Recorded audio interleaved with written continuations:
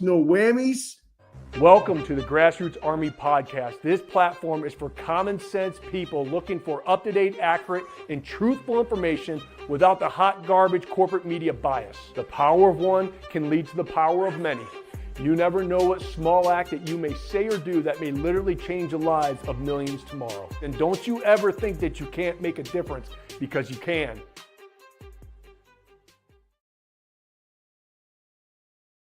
Good morning, my fellow Michiganders. Good morning, my fellow Americans. Welcome to the Grassroots Army Podcast. I'm, of course, your host, Garrett Soldano, and who I have here with us today is my Congressman Bill Huizenga, and I voted for you, sir. So welcome to the show. Well, let me first then do some constituent relations. Thank you. I appreciate that. And, look, I know you're a fighter for our state, fighter for our country, and I'm really glad to be on here with you. Well, I appreciate the time, man. I know how busy you guys are, especially with the clown show that's going on in our country right now. So can I give you one analogy? Yeah, go ahead. Congress is the only place and the only organization I've been a part of where everything and nothing is happening at the exact same time. And it just, for some strange reason, and this with a football team, right? You bring together the best players that you possibly can, and everyone's got their job, and you bring them together, and hopefully that takes the team to a new height. Same thing in the corporate world, whether it's a small business, medium sized, large business, doesn't matter. It's that sum, you want the sum of the parts to be greater, right? Well, Congress is the only thing that I've been a part of where the sum of its parts is actually lesser. It's just like you get great people that can come together, and it gets put into this cauldron in the imperial city, and somehow it just like falls apart. And that's probably one of the most frustrating things that I've got with this job. And I'm glad you mentioned that, because I think that's what a lot of the frustration that I see online and what people talk about. It just seems like we don't get anywhere. And I want to get into that because people need to understand that they keep asking this question, why aren't we codifying President Trump's executive orders? And nothing seems to be going, and people don't understand, hey, we need that 60 majority in the Senate to prevent the filibuster from happening. And that's how critical this next election here in 2026 is, especially with an open U.S. Senate seat, especially in Michigan, obviously, because this is the first time in the history of our state I think there's an open U.S. Senate seat and governor's seat available, along with everything else that's going along with the Attorney General, Secretary of State. So I have to get the elephant out of the room and ask you straight up. You teased that you were contemplating a possible run for U.S. Senate, and you even raised some cheddar, almost $1 million. Yeah. We had a good first quarter, and let me be clear. Very few people were expecting Gary Peters to announce that he was not going to be running again. The intelligentsia, both in the state and out in Washington, were pretty sure that he was going to be running again. And he surprised a lot of people about that. Interestingly enough, my wife called it the other way. We were talking about it, and she was like, we looked up, how old is he? And she started doing the math, and she's like, he's not going to run. I'm like, okay, all right, I appreciate your insight, honey, but come on. And turns out she was right. She was also right about Donald Trump, by the way, in 2016 when she called that one. So always listen to your wife. Always make sure that that intuition that they have is oftentimes dead on. But at the end of the day, I looked at it, and my phone started ringing. Hasn't stopped ringing, frankly. And because of the work that I've been able to do out in Washington, it's exposed me to a lot of people in a lot of different sort of avenues of our economy and around the country.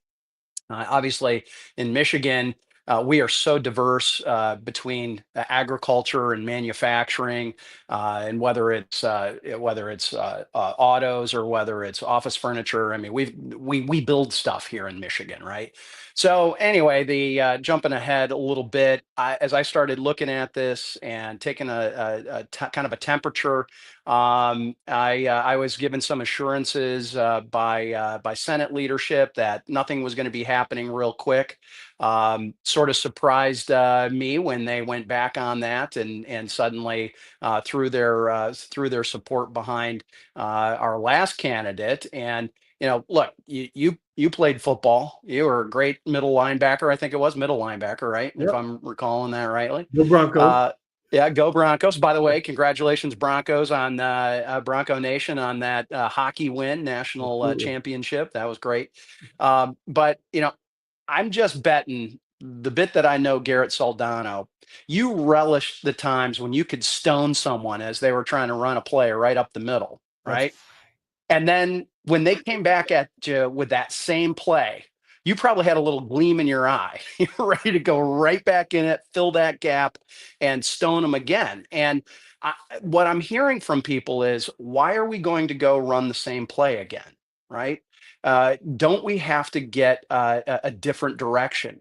And look, Michigan politics has changed. It absolutely has changed. And I think the question that a lot of people have is, how do you keep together this coalition that President Trump was able to masterfully do and carry that forward? Because we know that there's a group of people that haven't gone out and voted all the time, but they definitely came out and voted for the president.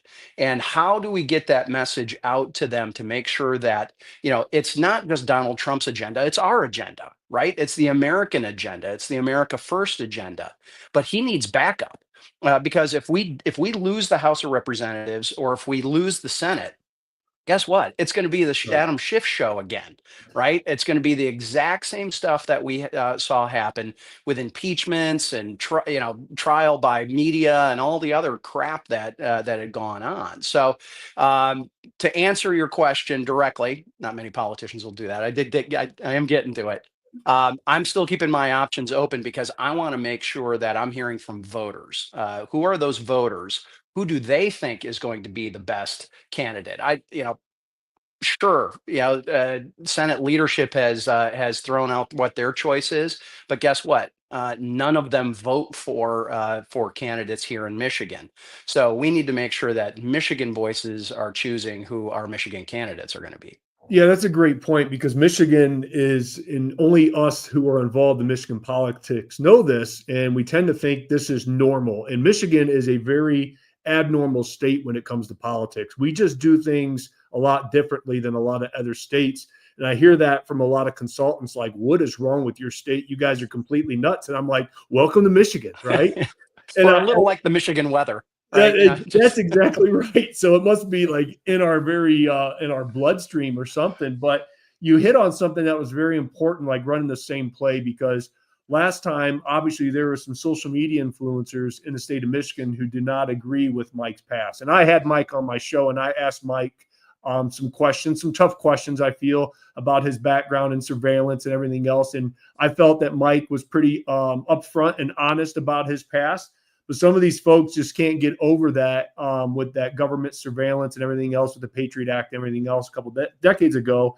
And they refused to vote for Mike. They voted for President Trump, and they did not vote. And they made it very clear. And they're out there again saying the same thing, that they refused to vote for Mike. Now, I have a different strategy. Whoever wins that Republican primary, I'm going to get behind. Even if I have to hold my nose and vote for that person, I'm going to vote for that Republican, because the Democrats are not moderate. These are not the old JFKs of the world, right? These are radical progressive leftists. And let's just talk about some of the people who are running on the Democrat side. We got Mallory McMorrow, who is one of the most extreme voices that push all this far left garbage in the state of Michigan, promoting racial or radical gender ideology, keeping parents in the dark with their children on what they want to learn, defends abortion on demand all the way up to the moment of birth, backs efforts to defund and reimagine the police while injecting DEI principles. It's just everything that the majority of Americans did not want. And these are the candidates that they're putting up to run, which I think is great, because if we message this, we dominate this next election cycle, which is going to set the foundation in the future for Michigan for the next 2 decades. And then just this morning, Haley Stevens announced, and she tries to come across that she's a moderate like Alyssa Slotkin, but she votes like AOC, pushing abortion until birth, radical spending, the green energy garbage that basically kills Michigan jobs. And so that's where I want people to understand and know, like, whoever wins the primary, holy cow, we have to get behind that Republican candidate, or we're going to get another Alyssa Slotkin. Would you agree with that? Yeah, I do. I do completely. Look, we have to have our inner squad fight here for a primary, and that's a good thing to do. But then we need to come together as a team because those alternatives are horrible. And you missed a big one. That Bernie Sanders just endorsed El Sayed, Yes, thank who you. ran for governor back in 2018, got 30% of the primary vote. Gretchen Whitmer got a little over 50%, I think it was. But he's a force, and he raised a lot of money.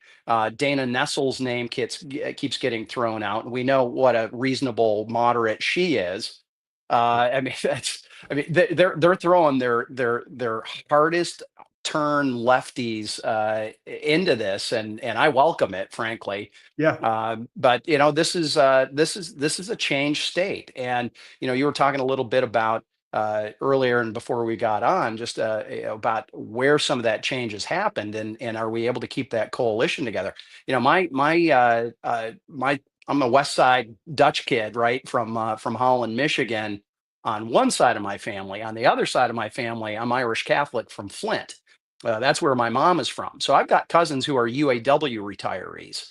And when I've got those guys coming up to me going, and one of them did literally came up to me and said, "Are you taking care of my president?" Was like, are we talking about the same guy? Because 10 years ago, that would not have been their attitude.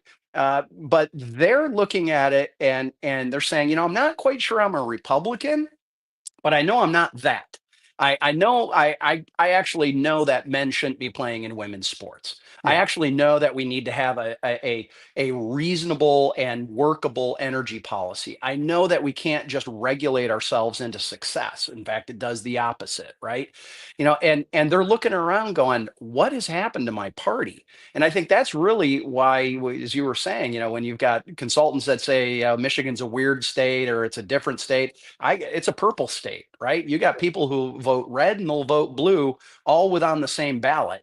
And the question is how do we win? That really ultimately has to be the question. And how do you gain success? Because the consequences of losing are just so dramatic. And that's at the state level. With the state house, we saw that until the state house came in, and Matt Hall was also a constituent.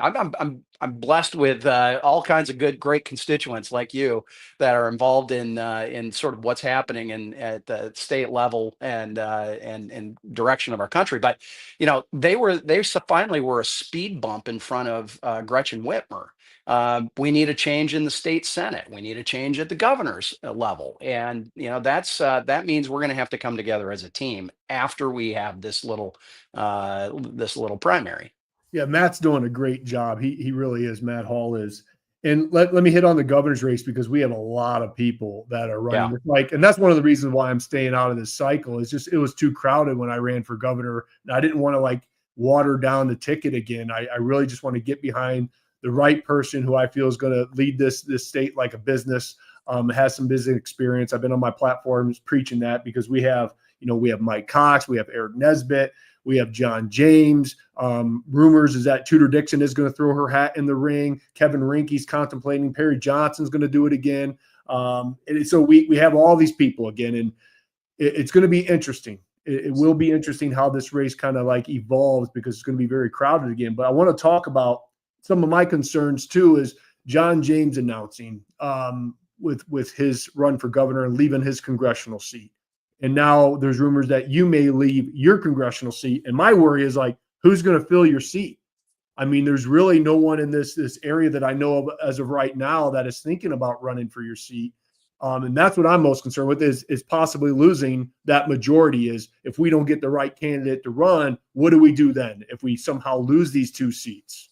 Yeah. Well, and you're right. We have to have the right candidate, but I am not arrogant enough to think that I'm the only person that can go and win that. Frankly, we had a congressman that sat in this seat who would literally tell people that he Yeah. was the only one who could win it. Interestingly enough, I've outperformed him in his own old district, but the now I think there are some people who have a better chance of holding it than others.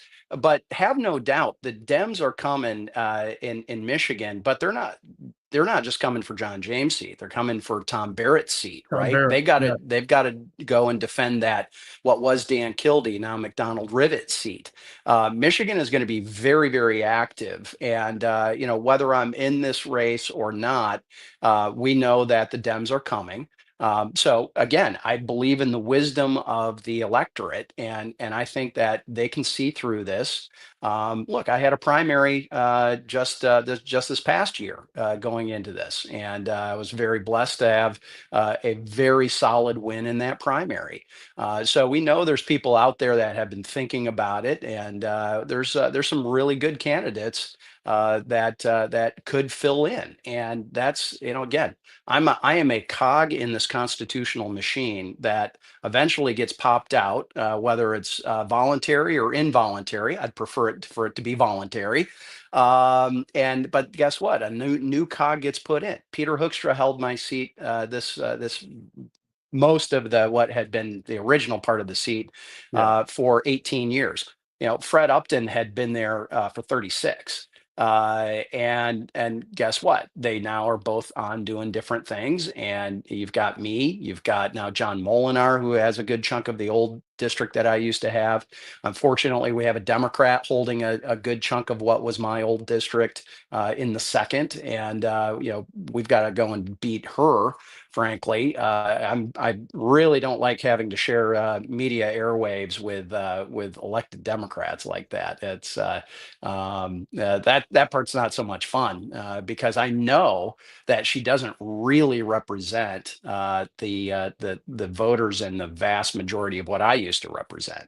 So she's got City of Grand Rapids that she might represent them, but I don't think she represents Northern Ottawa or parts of Muskegon and the outer parts of Kent County. But anyway, No, I agree. Elections are good.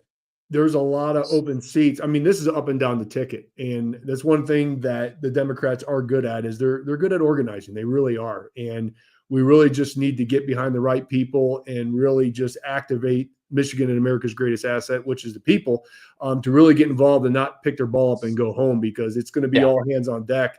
And we always say this, and I feel like I'm like a broken record, like this election is going to define the future. Well, it is. I mean, I love waking up every single morning and excited about what President Trump is doing and what his team's doing and all the success that we're doing. And it's great to see. But just like you hit on, that all comes to a screeching halt in 2026 unless we win.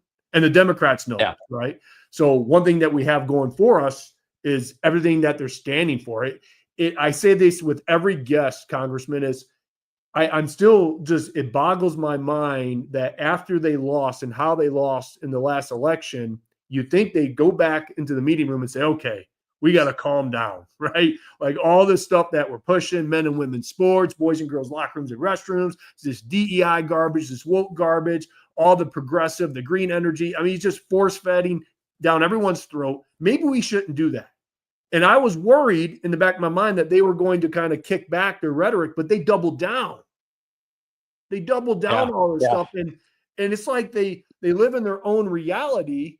And thank goodness Elon Musk bought Twitter, right? Yeah, no doubt. We couldn't hold these elected officials accountable. And I love nothing more, because I'm very active on Twitter now that Elon Musk bought it, is to go to Governor Whitmer and Dana Nessel and Jocelyn Benson. And when they post something, before you would see nothing but love before Elon Musk. Now it's accountability time, and it's fun as hell to watch. Yeah. And it's not that people weren't commenting; it was just getting suppressed. Correct. It was the censorship, which I wanted to lead into this because I know we're running out of time with you, is the legislation that you guys are putting together right now regarding conservatives being censored underneath the Biden administration. Can you hit on that before you have to leave? Yeah. And so I sit on the Foreign Affairs Committee, and one of my responsibilities is in the communications of the State Department. And frankly, it's been a mess. The people might remember that when Ms. Jankowicz, the singing bureaucrat, was becoming the quote unquote censorship czar, or czarina, I guess it would be. And what happened is the administration had put in this program that supposedly was to weed out misinformation from foreign adversaries. Well, the problem is they turned it internally, and they started taking out those domestic voices of dissent. And when the Republicans gained control again, we actually zeroed it out. But what the Biden administration did is then moved all of those same people into different parts within the State Department, and basically reconstituted it, or tried to reconstitute it. And then what the Trump administration has now done is they've gone in and fired all of them. And mercifully, that was something that was done. And the president had an executive order saying that we cannot utilize U.S. taxpayer funds and U.S. Organizations to censor and suppress American voices this way. So, one of the discussions I think you had said earlier was the frustration about not codifying the executive orders. I just did a hearing last week, or 2 weeks ago, I think it was, with Jankowicz and a couple of the other folks that were discussing it. And I announced then we are actually putting legislation in place to codify the president's executive order on that, because I think it's extremely important that we handcuff the federal government for future administrations, that they cannot weaponize and utilize our own domestic governmental agencies to suppress primarily conservative voices that are out there.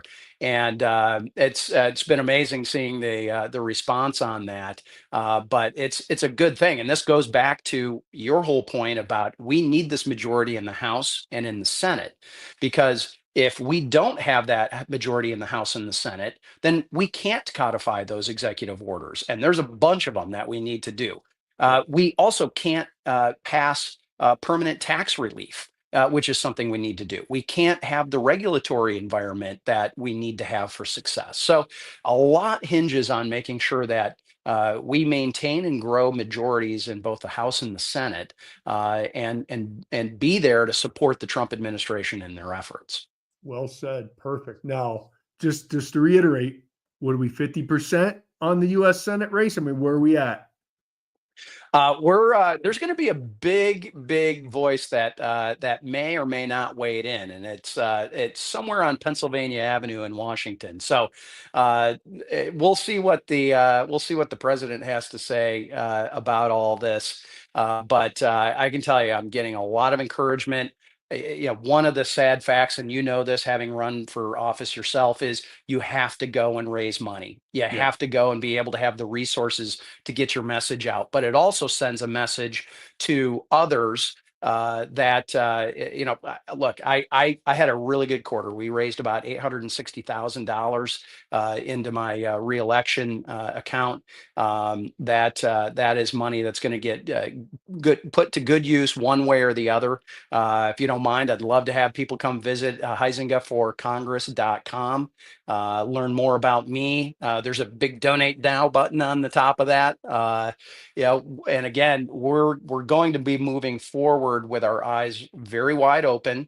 And as long as I continue to get positive feedback, this is a direction that we're going to go. So, but there may be a big voice that has something to say about that eventually, but at this point, not so far.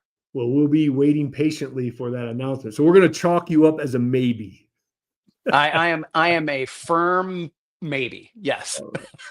Congressman. Hey, at the end of the day, it's about figuring out how can you best serve your country, and that ultimately has to be part of it. So I'm listening to first and foremost my wife and family.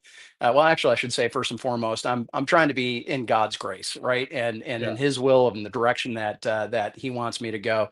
But if I didn't have my wife and kids, by the way, I have 2 kids that are working in the Trump administration. So we're kind of all in as a family on this as well. And when they're giving me thumbs up and green lights, and then when I continue to have grassroots folks, when I continue to have those voters, when I continue to have those donors saying, keep moving, keep going, we like it, then we'll keep heading in that direction. Awesome. Sir, hey, thank you so much for your time, man. We really appreciate it.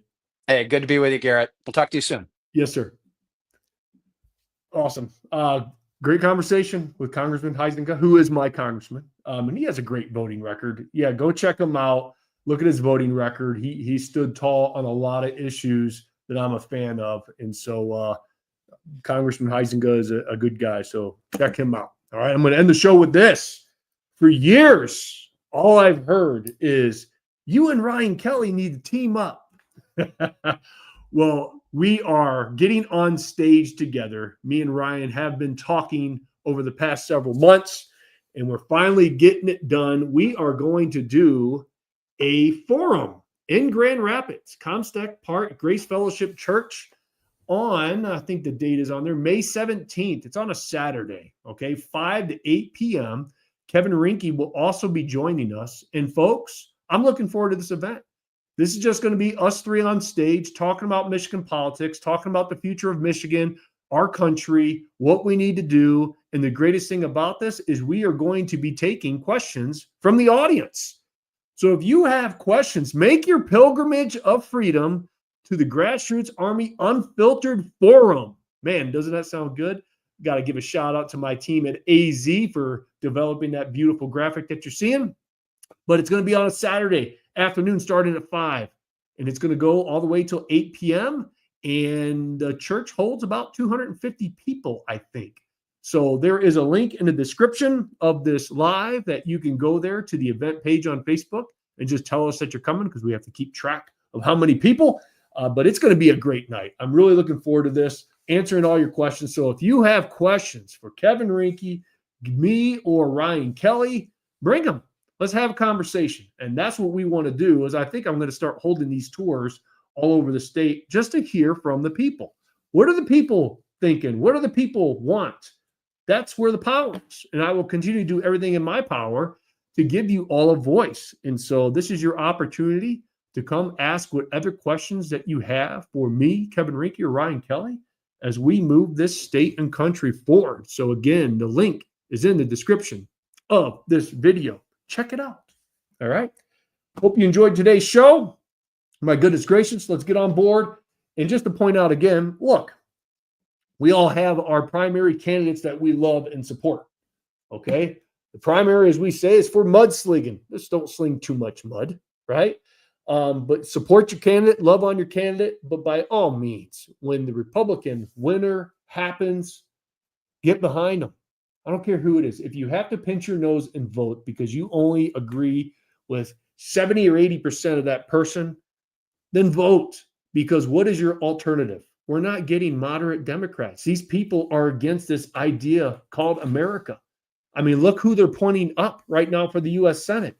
So if Mike Rogers wins again, I'm going to vote for him. I didn't support Mike in the primary. I made that perfectly clear, but I support him in the general. Okay? And you must too, whoever. If Congressman Huizenga throws his hat in the ring and he wins the primary, guess what? Vote for Congressman Huizenga, which would be future U.S. Senate or Senator Congressman or Bill Huizenga. There we go. Come on, Garrett. But man, this pick your ball up and go home to teach the establishment Republicans a lesson is hot garbage, because that kind of strategy gave us Alyssa Slotkin, who is only 48 years of age. So we're going to be stuck with her for decades. And for some reason, if crazy radical leftist Mallory gets in, she's 38. We would be stuck with her. So you're telling me if Mike Rogers wins, and you didn't vote for Mike last time, and you stay home, you're giving a Democrat a vote. And Mallory McMarxis is 38. Okay, her real name's McMorrow, but she is a McMarxist. Okay, we should print some T-shirts with that on it. Okay. So I just wanted to continue to hit that out, that strategy to teach establishment Republicans lessons. No, do that in the primary and hold those folks accountable when they win. That's what we do. We have to have a strategy. This is chess, not checkers. Check your ego at the door. God bless you. God bless the state of Michigan. Of course, and always, God bless these United States. Until next time.